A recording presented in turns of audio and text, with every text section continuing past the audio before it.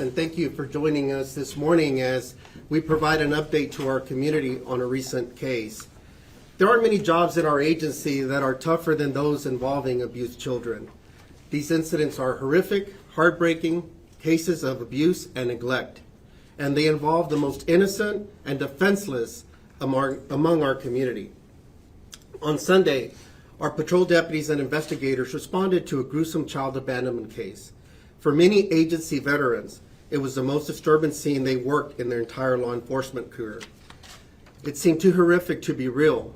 It's hard to even explain to you that feeling. Our investigators immediately began piecing together what happened and trying to unfold a seemingly senseless death of a child who was supposed to be loved and cared for, and trying to understand unspeakable living conditions for the dead child's siblings who were left alone for months to fend for each other. We are here to share what we know today and to share our continued commitment to these children and our community. We must work tirelessly as child safety advocates to protect our most vulnerable, and we must work as a team. Sergeant Dennis Wolford with our homicide unit will be talking through the charges with you and any updates on this active investigation. And I want to emphasize active. It's still an active investigation that is continuing.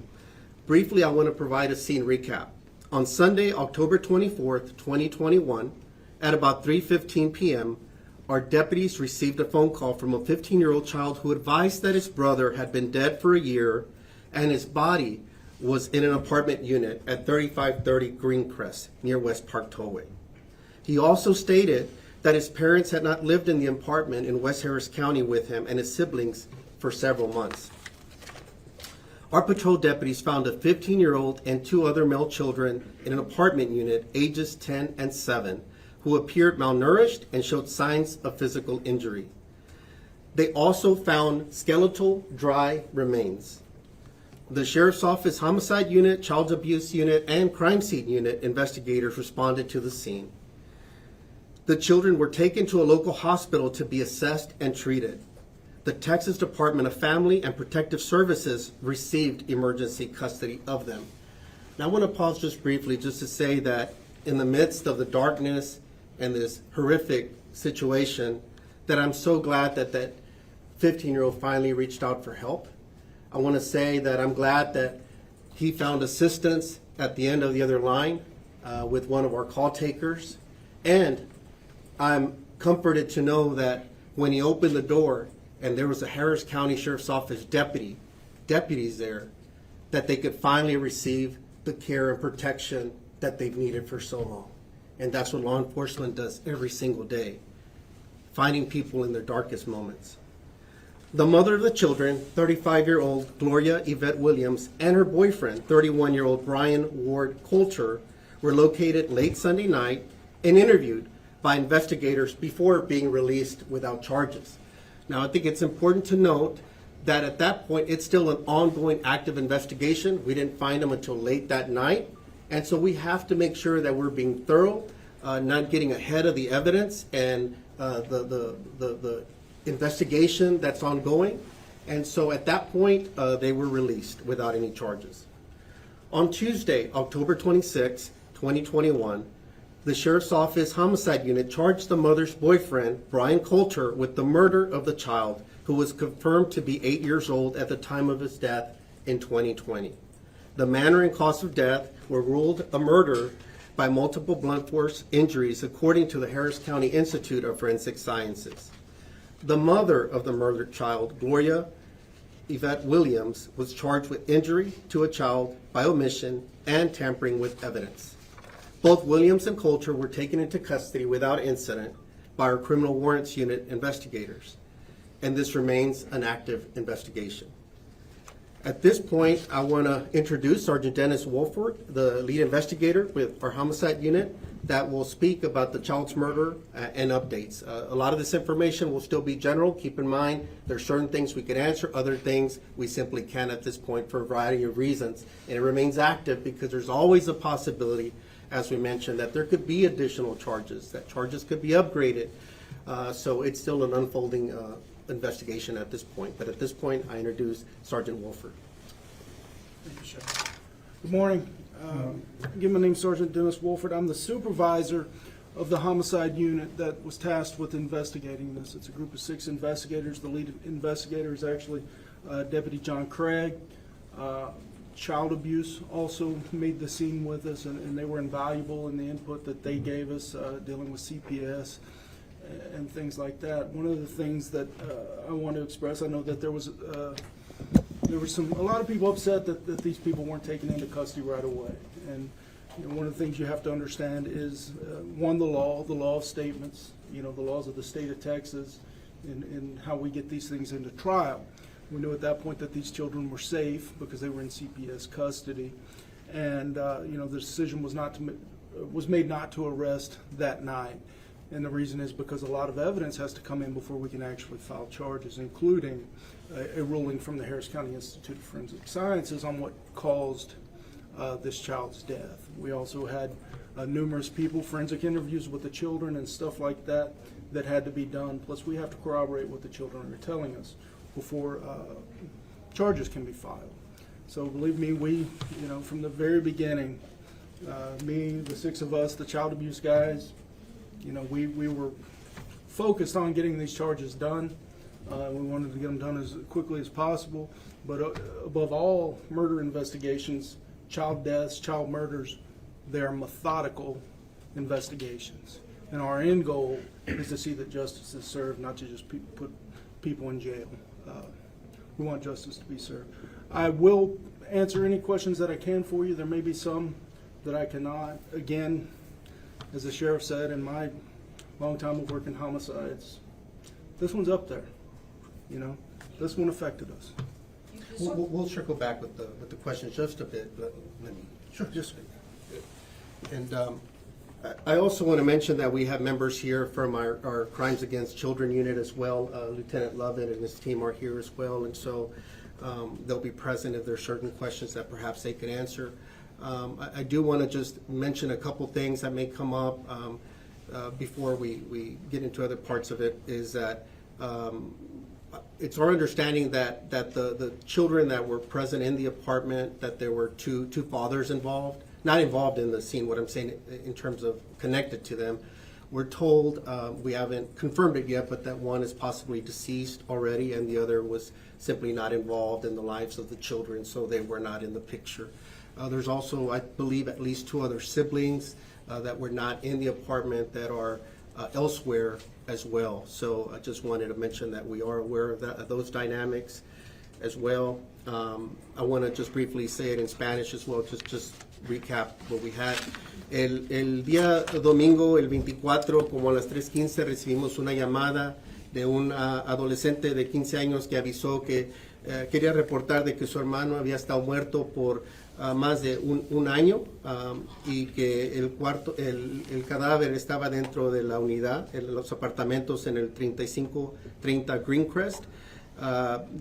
Mencionaron también que los parientes no habían estado en la unidad por varios meses y que él estaba cuidando a sus niños.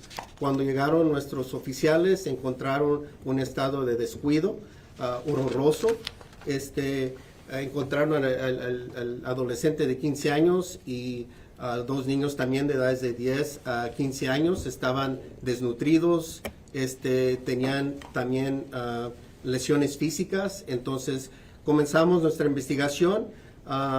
Hemos puesto cargos contra a la mamá de 35 años, Gloria Williams, y el novio de ella, 31 años, Brian Coulter, por los diferentes hechos.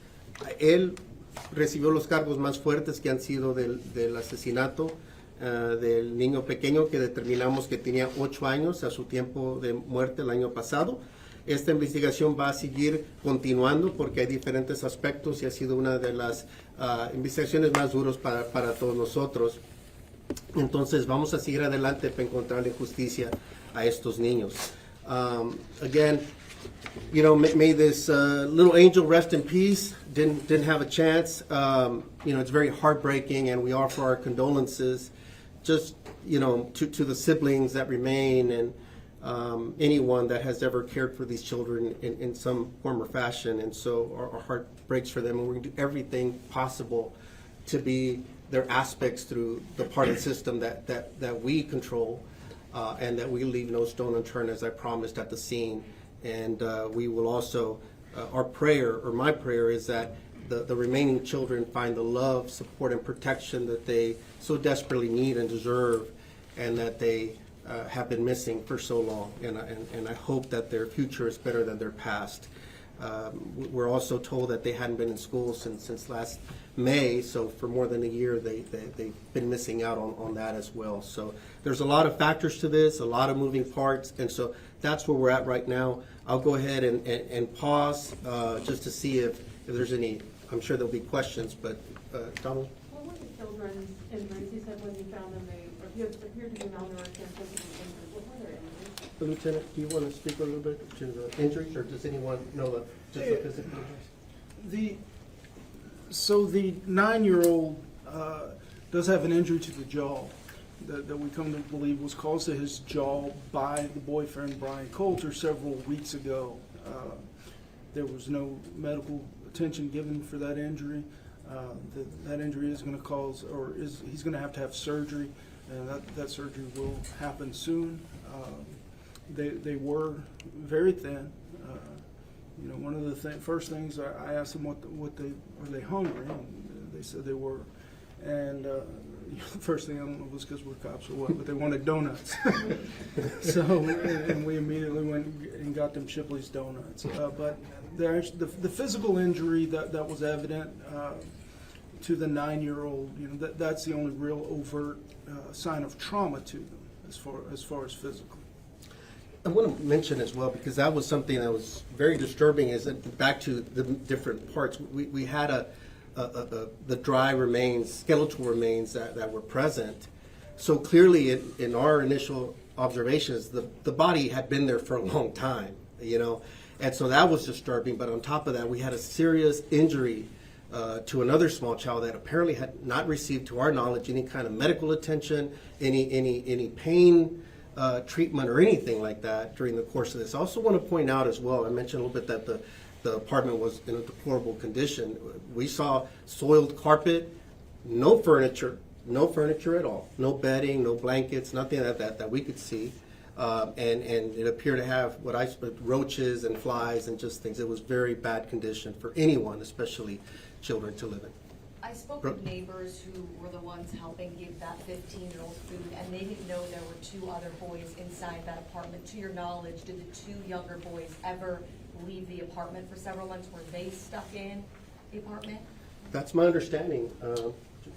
Yeah, I do not believe that the 2 young boys were ever allowed to leave that apartment. There is some evidence that perhaps they were locked in, possibly different parts of the apartment, and they were not to leave that apartment, from what I understand. With what you can tell us, it obviously took, the 15-year-old was brave enough to call you guys, but it did take a year. Fear, what can you tell us about what he's saying? Is it threatening? What took so long to call authorities? I believe it was absolute fear. What the investigation is leading us to the fact that this mother and her boyfriend have been together for a few years now, a couple of years. And over time, I think that the beatings were consistent and mainly, involving the younger children. And the 15-year-old just absolutely afraid and was basically hoping or relying on his mother to at some point contact law enforcement and advise of his deceased brother in the house, and that didn't happen. And I think after a year's time, the 15-year-old boy finally said enough is enough, and that's when he decided to contact law enforcement. So those children have been through a lot of trauma, and so again, fear, the death of a sibling and other things, it's just heartbreaking, and so the trauma is just at another level. So, one in Spanish? Sí. ¿Dónde estaban estos señores? ¿Dónde estaba la esposa, y la madre y este señor? ¿Dónde los encontraron? Ellos estaban viviendo, pues hay diferentes aspectos. Uno es cuando fueron arrestados y el otro estaban viviendo en otro apartamento. tenían otro apartamento donde vivían juntos. Y la pregunta que le quiero hacer es porque ustedes los encuentran, ustedes acaban de describir las condiciones que estos niños estaban, no tenían muebles, no tenían nada, ni una cobija, nada. ¿Estos señores estaban bien en un apartamento amueblado y todo? The question, first of all, I was asking where they were at, the boyfriend and the mother, generally speaking, and I said that they were living in a separate apartment of their own.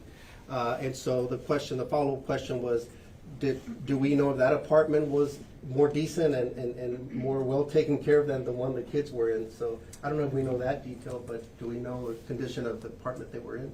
We do not know that yet. We have, we're in contact with that complex, and that is on the follow-up stuff we have to do in this week, is to go over there and document what. And I'm going to say this, I'm sorry. Any clue of why this happened? Have you talked to these individuals to say as to what was going through their mind in doing this to these kids, especially the mother?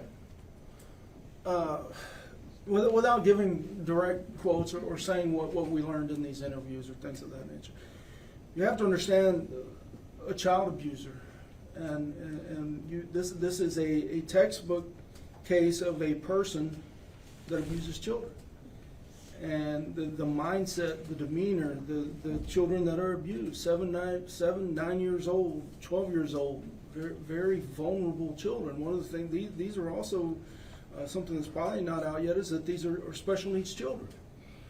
And so you have a very manipulative person who's not only, and this mother had a year to contact law enforcement. So you can't tell me that for every minute for a year, you were afraid. But this is a classic child abuser. So someone that picks on these young children, and whether it gives them some kind of I don't know the word for it, some kind of makes them feel better about themselves to abuse these children. I don't know, but I do think that the type of person this is very manipulative from the children they're abusing to the mother as well. So was he the abuser? Was she the abuser? Well, I would say they're both abusers. He's an abuser physically, and she's an abuser by omission. Very much so. Can you talk about why the mother and the boyfriend made the decision to leave the apartment, to find a new place to live? Well, I would absolutely think that common sense would tell you that they're distancing themselves from a dead child, and they know that it's gone on for, by the time they moved out, you're talking about probably 5 to 6 months after death. They know the entire time that there's a dead body in this apartment, leaving the kids there in the apartment. Yet the two that are guilty in several different areas, they're going to separate themselves. So they go live in another apartment so that they don't have to be around them. The mother, we believe, was providing some food by delivery service or having food dropped off on a fairly routine basis.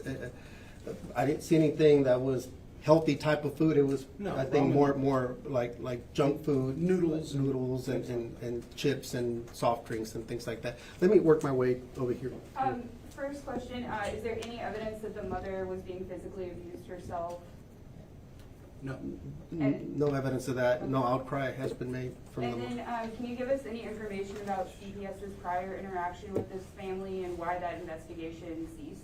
We're going to refer that to CPS. Obviously, they could speak to their own investigations and what they have on file. So we're not going to speak to that. Let me make my way. Can you provide any information about what led to the child's death? I know you said that. Blunt force trauma is what we know. I mean, it's still. We'll work with the medical examiners to get more into the weeds on that. But again, that was another twist to all this, is that we were, in addition to one serious child that's alive with serious injuries and the malnourishment and abandonment, we had a skeletal dry remains for that were discovered as well. So we'll work through that with the medical examiners, but it was ruled a homicide due to blunt force injuries. You think it was happening in 2020, but you have 2020, we think approximately November. Any more exact date than that? Did you ask for an exact date? I'm sorry. No, we do not have more of an exact date than that. Or in a month, We believe we're using Thanksgiving of 2020, sometime around November 20th through November 29th is kind of the reference point we're using there. And we absolutely believe that that's when that child was killed. And based on state of decomposition, all these were dry remains. I just want to be clear with that. It was already. And is that when at they moved state. out to? Let me make, already, let me. Two questions about the building management. One, who was paying for the bills? Were the bills being paid? Our understanding is that they were receiving some type of maybe government assistance for that. I don't know how those payments are done, if they're directly to the apartment and how they were handled. And will part of your investigation be looking at this apartment complex? I'm told with this housing complex, they're supposed to be doing inspections regularly, pest control, looking at when the last time someone was inside the apartment. Was there any failure on their part as well? We will document that, obviously, all of that, but I don't think that the focus of our investigation, the Harris County Sheriff's Office, will be on whether there's any type of liability on that apartment complex, any type of criminal liability. You know, ours is strictly the murder of this child and the fact that the mother did not contact law enforcement, report this, or get any kind of help for any of her children that needed it. Are all 4 children special needs? What type of special needs do they have, and were they in the We've same received room? some information that at least 2 may be on the autistic spectrum, but we're not, medical professionals know that part yet. We don't, but that's the general information that we've received. So on top of being bad, these are children that really needed some additional care and support to, understanding the dynamics of that. ¿Podría decir eso en español, por favor? Nos dicen que los niños tal vez estaban autistic, por lo menos 2. No somos médicos para estar seguros, pero es lo que nos han dicho que tal vez tenían autismo. Algo así, mucha gente se cuestiona cómo fue posible que tanto tiempo permaneciera un cuerpo. Creo que hasta ustedes están bien impactados con eso. Sí, no, bastante. No habíamos visto una situación así con todos esos elementos, pero parece ser que los restos habían estado allí ya por más de un año. Es lo que tenemos entendido, que es cuando sospechamos que el novio asesinó al niño y mantuvieron el cuerpo ahí. Parece que ellos se mudaron ese apartamento a otro apartamento aparte y dejaron a los niños abandonados ahí. ¿Cómo estaba el cuerpo del niño? Ya estaba en una situación de restos óseos, parece que le dicen restos óseos, como se dice, como el cadáver, ya solamente estaba el cadáver seco, no era algo que había pasado ¿No recientemente. lo tenían escondido? No, estaba. The remains, the skeletal remains were found in plain view, if you will. They weren't concealed in any way. Do you believe the boyfriend and mother were going back to the apartment and actually hurting the children while still giving them food? Well, if the injury to the small child would indicate there was still some level of contact, so I don't know. I don't think they were really spending much time in there at all. But Sarge, do you have anything? Yeah, the evidence that they continue to abuse these children is that, one, the injury to the 9-year-old boy that we understand did not occur in that apartment, that injury to him, that he had been picked up and he was taken somewhere and then brought back. And then, so they were in this apartment for so long. We had some neighbors giving them food. Somebody said he looked really thin. They were not in school. A message to parents. How important is it when you see stuff like this to call for help, to say, hey, these kids, I'm worried. They're in this apartment. I've been giving them food for X amount of months. He looks really thin. How important is it that we call 911 in these cases? Because we probably could have, helped these kids a lot earlier, and they're at this point, they're just traumatized by what happened. Well, that's a perfect segue, because I do want to kind of close at least some of the formal, and if we still have questions, we'll answer a few more, but I wanted to make sure I got this in. We rely on our community to report abuse and keep our children safe when they see the signs of a child in need. Signs of abuse aren't always obvious, but they are often there if you know where to look. We are asking every adult in our community to help. Take actionable steps to create safer environments for the children in your life. 1, if you see something, say something. Reporting suspicions of child abuse can save a life, prevent further victimization, or stop more children from being victimized. 2, learn how to recognize and report child abuse. Education and training are our best defense against those who harm children. 3, talk to your children. Start the conversation early and continue the discussion throughout their upbringing. 4, spread the message. Tell your neighbors and loved ones how they, too, can do their part to keep our children safe in a real and virtual world. Our partners at the Children's Assessment Center offer free training and resources on the signs and symptoms of child abuse and share stories of survivors throughout the year. Sadly, in 2020, nearly 4,000 children received services at the Children's Assessment Center here in Harris County. These experts provide high-quality care so children can thrive. Their work embodies the sentiment, no future should be out of reach. And while the work of our Sheriff's Office specialized units is always essential, it is especially critical during a crisis. The disruption brought on by the pandemic made our children even more vulnerable to abuse. Some of those traditional safety nets have been removed, with children not regularly attending schools, daycares, and after-school programs. We have a shared responsibility and shared commitment to ensure every child lives a life free from abuse. Prevention through education is key. If you're concerned about your child in your life, call us at 713-221-6000. If you want to remain anonymous, call Crime Stoppers at 713-222-TIPS. And in closing, I want to make sure that I just recognize our personnel, those in the front lines, the deputies that first responded, the sergeants, the call taker, the investigators, our crime scene unit investigators, our warrants team, just everybody. It really has taken an entire team. They've worked tirelessly around the clock and have really given it their all to make sure we got to this point. And I know sometimes the general public wants us to work a case as if it were a crime series and everything's going to be wrapped up in an hour. I understand that. We understand their same frustration and concerns and eagerness, but we have to stay focused with what's in our line of sight, make sure we're being professionals. We owe it to these children to make sure that if a case comes to trial that there's a chance for successful prosecution. So we want to make sure that we're being thorough. And sometimes we can't just go with what our own personal feelings may be. We have to put those aside and focus on the job at hand. So I want to thank all of them here today and those that may not be present because they're obviously out in the field doing other work. We'll take just a couple closing questions and then we'll have to stop. I know that you said that whenever you saw the kids, they were hungry, but emotionally, how were they? Were they relieved? Were they happy? How did they react when they saw you guys? In my opinion, those children were younger than their chronological age. They were very sweet children, very nice, very well-spoken.